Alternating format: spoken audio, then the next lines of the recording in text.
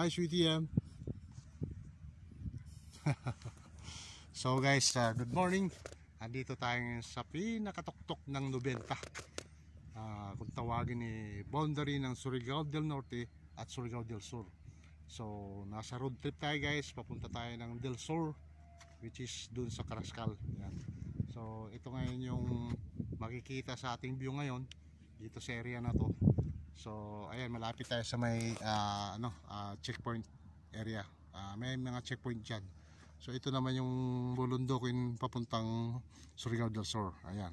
Hi sweetie, yan. Okay ka lang? Ayan, okay. So yung guys, yung banda roon, ayun makikita natin yung pinagminahan dito sa Surigao del Norte, which is yan yata yung PGMC.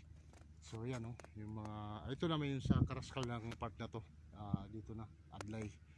Bababa, doon yung mga nire-release nilang materials, sewing, nickel, etc.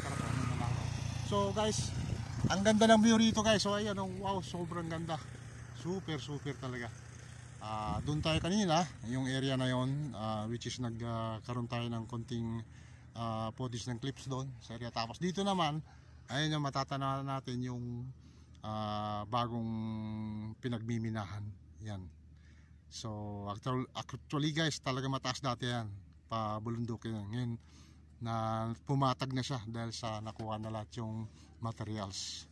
So yan, pwede nang gawing subdivision. Sooner pagdating ng panahon, magiging subdivision yung area na yan. So siya naman, kaya na pa ba pakikinabangan yung area? Siyempre dapat pag napatag siya, may tendency na pwedeng gawa ng isang barangay or lungsod, di ba? Hindi natin alam pagdating ng panahon. So guys, ito sobrang konting relax lang muna kami kasi uminit yung makina, luma na yung ang motor ko, ayan So pero umaasa pa rin ako na makakarating pa rin yan kung saan basta may maintenance lang, no? At ito guys, maraming salamat ulit. Mag-subscribe kayo guys. Maraming salamat sa lahat ng mga sumusuporta. At syempre, mahal na namin kayo guys. Thank you so much for watching. See you next video. Bye bye. Woohoo! Hi sweetie.